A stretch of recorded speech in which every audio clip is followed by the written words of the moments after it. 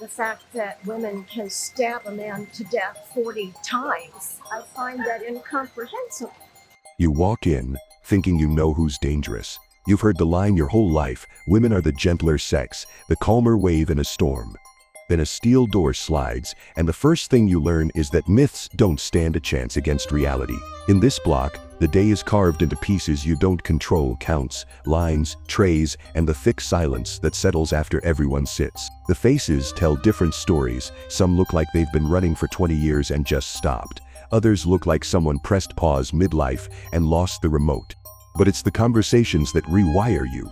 A young woman swears she's getting her temper under control because two little girls are watching. Another calculates time like a math problem she's finally solving. One lists what she missed: iPods, smartphones, the tidal wave of the internet, as if modern life is another planet she'll need a visa to enter. And somewhere in there, you feel it, the emotional whiplash of seeing a hard crime wrapped in a soft voice. That's the first fracture in your old worldview. Not everyone in here looks like the story you told yourself. The rules feel simple until you try living under them. 15 minutes to eat becomes a race you never trained for. 3 hours of rec sounds generous until you realize it's the only space where your brain quiets down. And the things you thought would be the worst, doors, bars, badges, aren't always the things that break you. Sometimes it's a phone call with a 9-year-old who says, "Keep your head up," like she's the adult trying to steady you. For why I'm in here is that I'm, quote, too smart for their facility. Sometimes it's realizing that a family member won't visit, not out of hate, but because they can't bear the sight of you in a place like this. The guilt starts to live in your throat. You begin to notice how people survive. Some write cards for holidays that still come, even in here.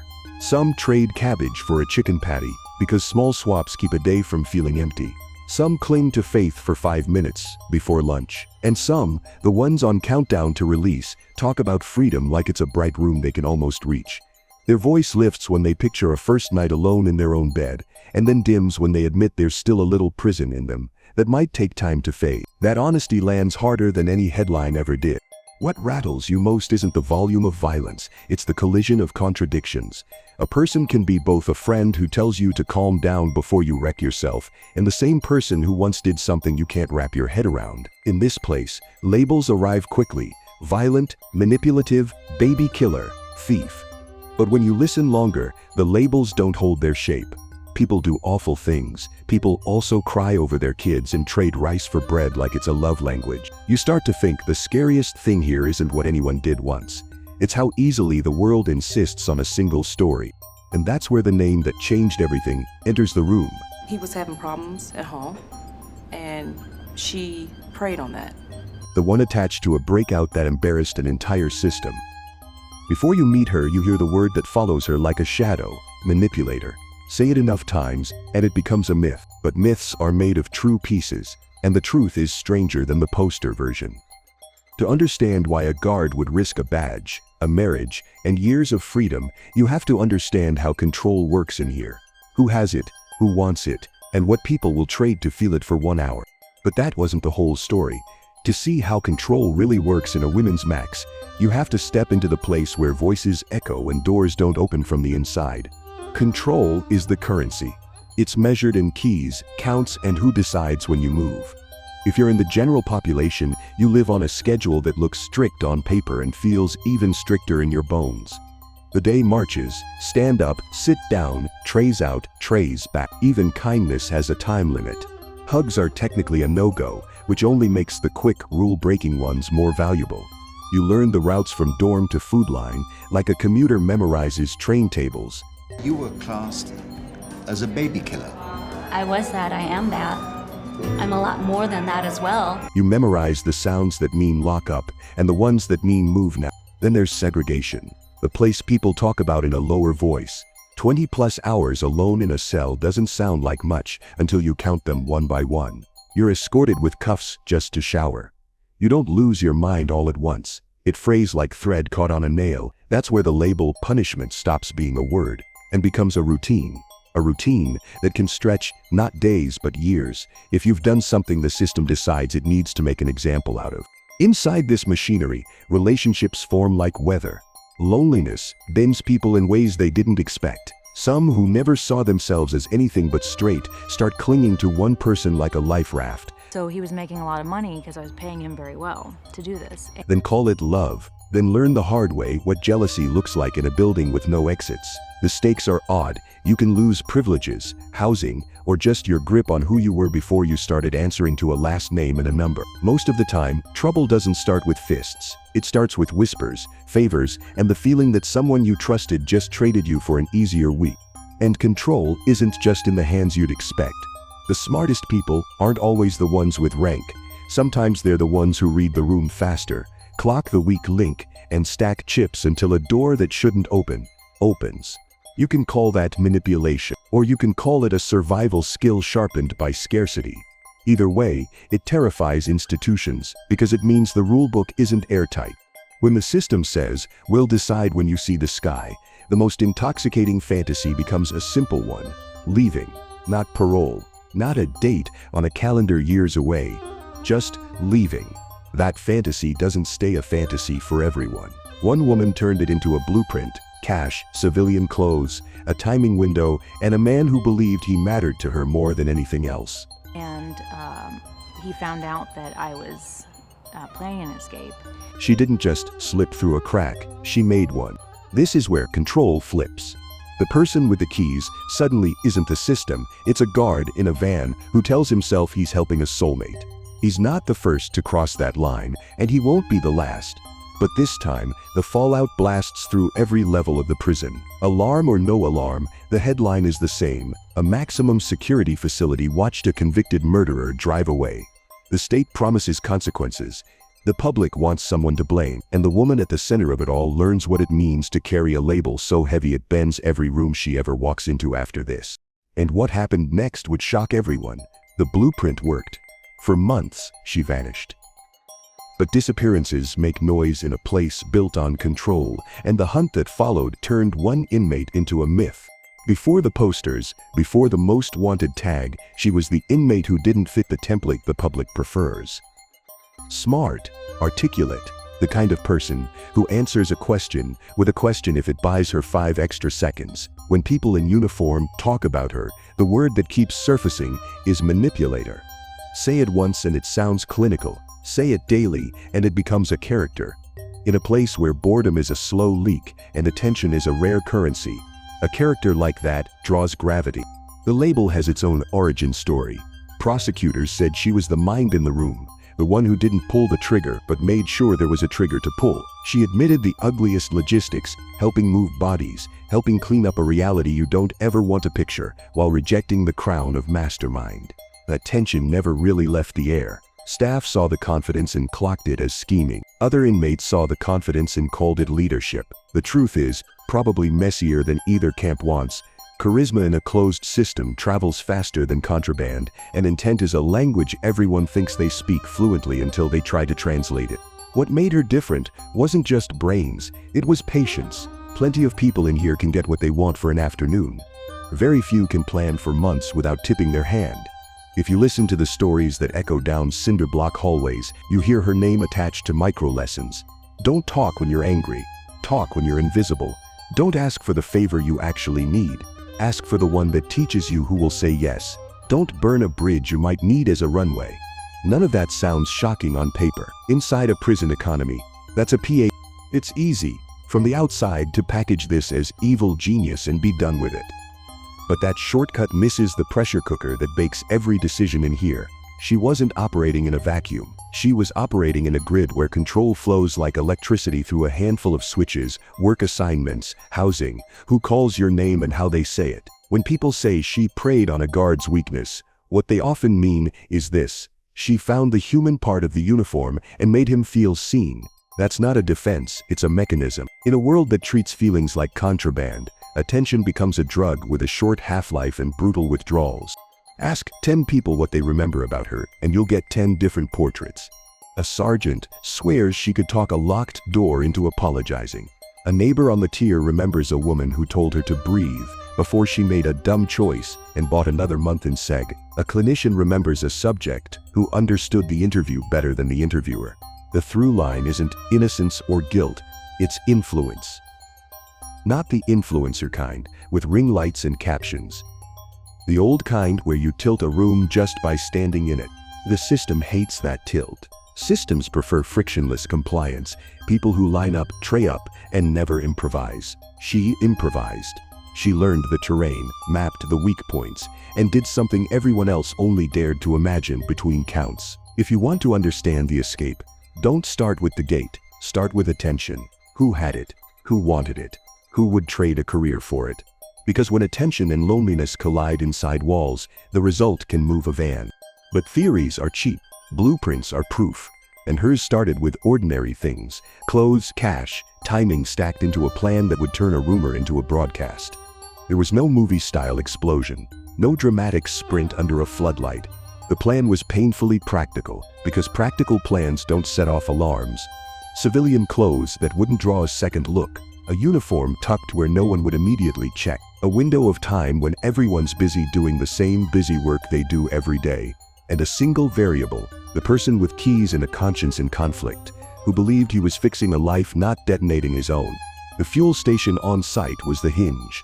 Vans come and go for perfectly boring reasons. Boring is a cloak. A run to top off the tank doesn't turn heads, and a driver who looks like 100 other drivers pulls the eye even less. In that margin, a door that should have screamed stayed quiet. A seat that shouldn't have held anyone else did. If you're wondering how a maximum security place has points of failure, you're asking the right question. The answer is that all systems do. It's just that most people never find the crack or don't have the nerve to widen it. The nerve wasn't the only requirement. Cash doesn't materialize inside a cell block. It has to be fed in, skimmed in, hustled in, through favors, through contraband, through the kind of backdoor commerce every prison has and every prison denies. That's where the plan grew roots. Exchanges that looked nickel and dime shortcuts were actually scaffolding, buying not just resources, but loyalty and silence. Not everyone who helped knew the destination. They just knew today's trade made tomorrow easier. The guard's part of the story is the cautionary tale staff trainers circle with a red pen. He had the life stresses everyone whispers about: marriage on the rocks, money questions, a job that turns you invisible unless something goes wrong. She gave him the opposite of invisible, not just attention, meaning. In a world that sorts interactions into order and incident, she gave him a third category: us. Once that word lands, policies feel like paperwork and boundaries feel like bureaucrats in the way of a love story. That's how a badge becomes a blindfold. That's how someone with everything to lose decides he's already lost enough. When the van rolled, the timeline accelerated. The door that didn't shriek created minutes. The fuel stop created plausible movement. The gate used to routine, processed routine. And then, just like that, miles started stacking between the institution and the headline it would spend months living under. If you strip away the sensationalism, it really is as simple as this. Trust is a blueprint too. Someone trusted a pattern. Someone else trusted a person. Pattern lost. Reactions inside were immediate and predictable. The institution tightened everything it could tighten. Heads rolled. New checklists were born, the kind that live on clipboards and in inboxes forever. Inmates read the panic, the way sailors read weather. The barometric pressure dropped. The air felt tinny. The message from the top was simple: no more embarrassments. The message on the tiers was simpler. She actually did it. Outside, the myth-making began. Posters, alerts, the most wanted list, DMs to newsrooms. Strangers who had never thought about a women's prison in their lives suddenly became experts in what a manipulative mastermind looks like. Journalists all learned the same handful of names and dates and repeated them until they hardened into story stones. In that noise, one detail went missing. For the first time in years, she could hear wind without a chain rattling. Freedom, even borrowed, changes how you move. It makes your brain big and small at the same time, big with possibility, small with the constant calculation of who's watching, what you touched, which camera you might have just walked past. That's the paradox of a perfect plan. It gets you out, not off. Every errand becomes a risk map. Every alias needs a backstory. Every person who learns your real name becomes a coin toss.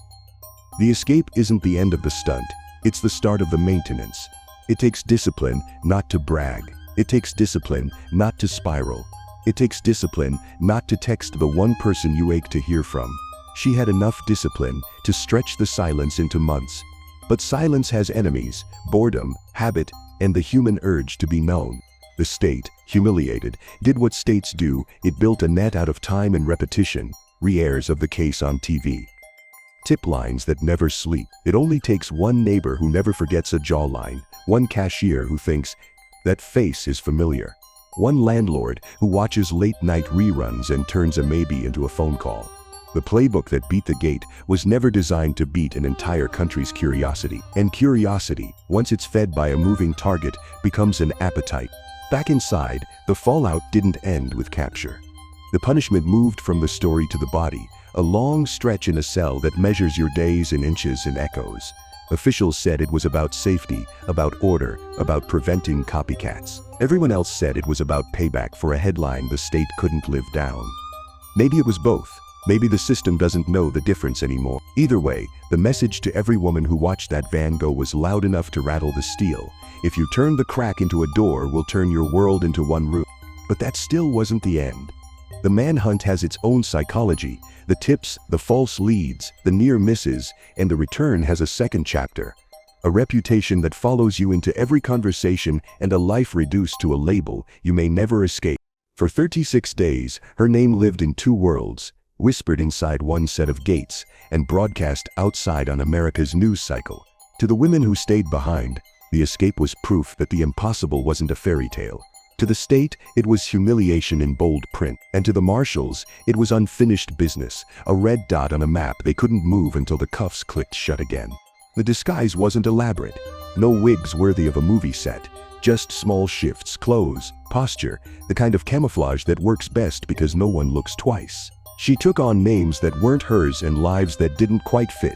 But that's how vanishing works. You squeeze into spaces that weren't made for you, hope the seams don't split, and never stay long enough to become a landmark. But the longer she stayed out, the louder the chase became. Posters in post offices, segments on national crime shows, reenactments that blurred fact and drama until people in living rooms felt like they were detectives. Some compared her to Charles Manson. Not because of body counts, but because of influence, the claim that she could bend people to her will. It was a label built for headlines, heavy and lurid, but labels don't need accuracy to spread. They just need repetition. And repetition works. You hear a story enough times, you start scanning the faces around you differently. That's what happened in a Chicago neighborhood. A neighbor caught a rerun on TV, glanced up, and realized the woman in the dramatization looked alarmingly like the one living nearby. One call later, the silence cracked. Federal marshals moved in. The myth of the escape artist ended not with a bang, but with a knock. When the cuffs closed again, the state wasn't satisfied with recaptured. Recapture was too ordinary. They needed a deterrent, a signal that nobody else should even dream of repeating her script. So they locked her down harder than anyone else, solitary stretching into years, 23 hours a day. A cage inside the cage. Officially, it was about security.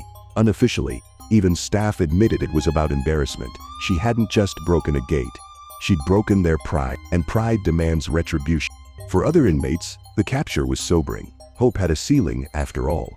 The van could roll, the alarms could fail, the myth could stretch months, but the system's memory was longer.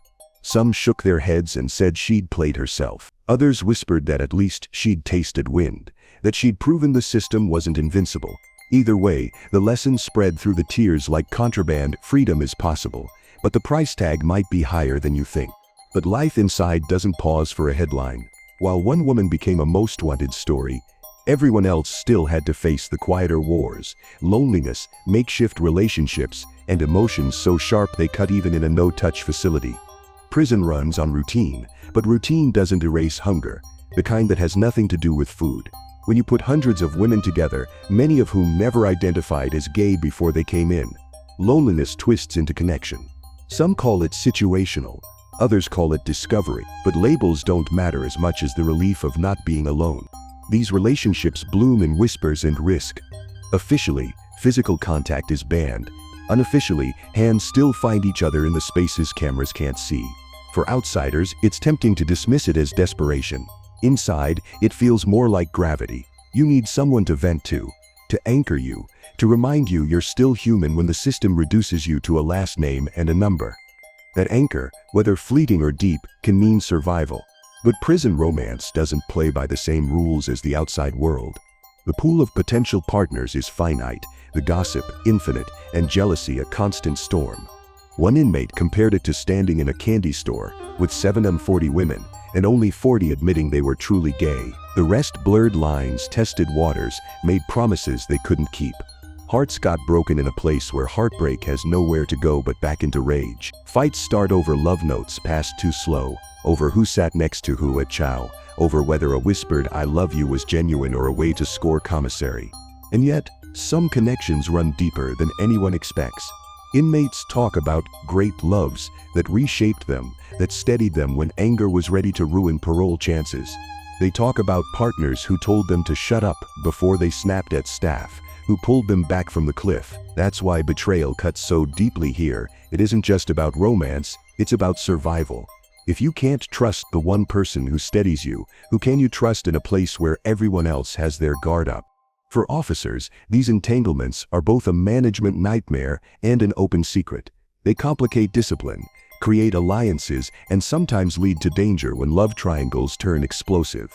But for the women living it, it's not strategy, it's coping. It's the only space where they feel chosen, seen, and more than the worst thing they ever did. These dynamics aren't confined to inmates. The same loneliness that drives prisoner-to-prisoner relationships can also bridge the line between staff and inmates. That's how boundaries blur, how an officer ends up smuggling contraband or worse, driving a van past a gate with a passenger who should have been locked behind it. The root isn't always manipulation. Sometimes it's the same raw hunger to feel like you matter to someone in a world where everyone looks past you. In that sense, the relationships tell the same story as the escape. The system can cage bodies, but it can't cage needs. And when needs collide with rules, the fallout ranges from a forbidden kiss to a nationwide manhunt. But beyond love and escape plans lies another truth about women's prisons. Most of the inmates are mothers, and the hardest conversations aren't about romance or freedom. They're about what you tell your kids when they ask why you're not there. Statistics say it plainly. More than 80% of women locked up in Indiana are mothers. Numbers don't cry, but phone calls do. A 9-year-old telling her mom to keep your head up while she braces herself to grow up faster than she should. A daughter deciding she can't visit anymore because leaving without her mother hurts too much. A grandmother holding together a family tree with frayed rope. The weight of those calls is different from any sentence a judge can pronounce. You can survive solitary if you shut down pieces of yourself.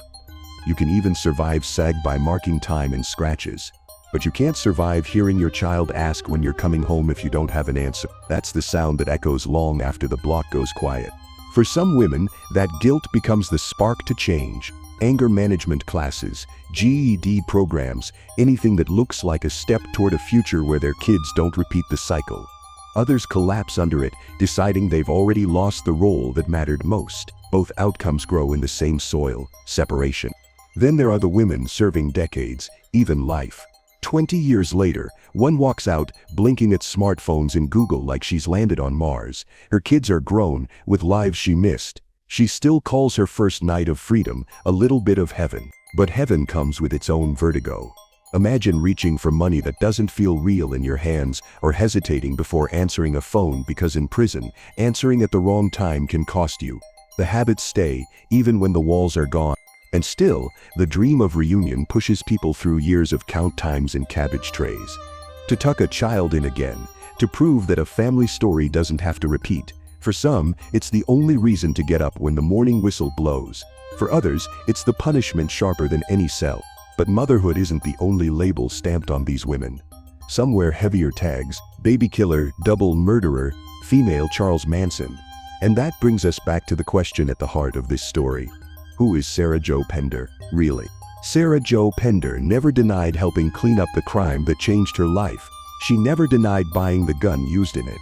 What she denies loudly, endlessly, is being the mastermind prosecutors painted her to be. In her telling, she was young, naive, desperate not to lose a boyfriend, and blind to where that loyalty was steering her.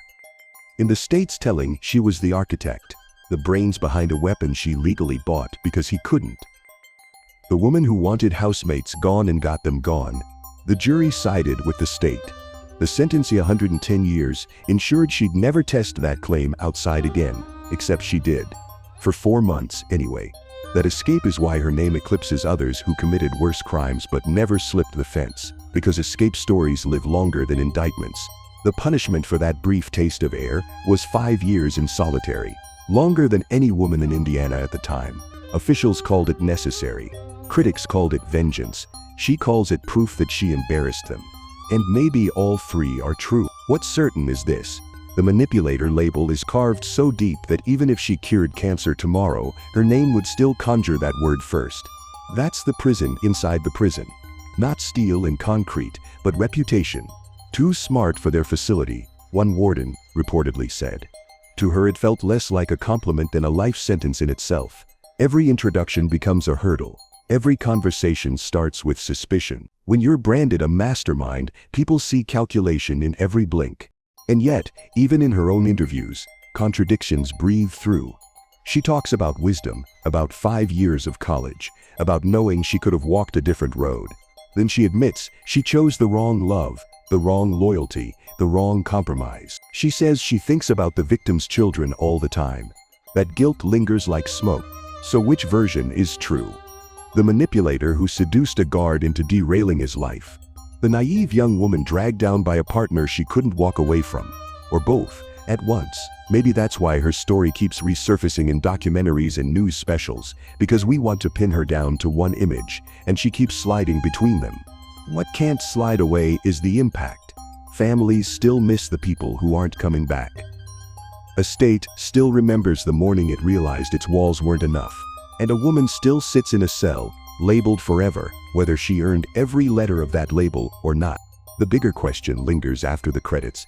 If a system locks people into labels, monster, mastermind, baby killer, can anyone inside it ever change? Or are they condemned to live in the story written for them, long after the gate has slammed shut?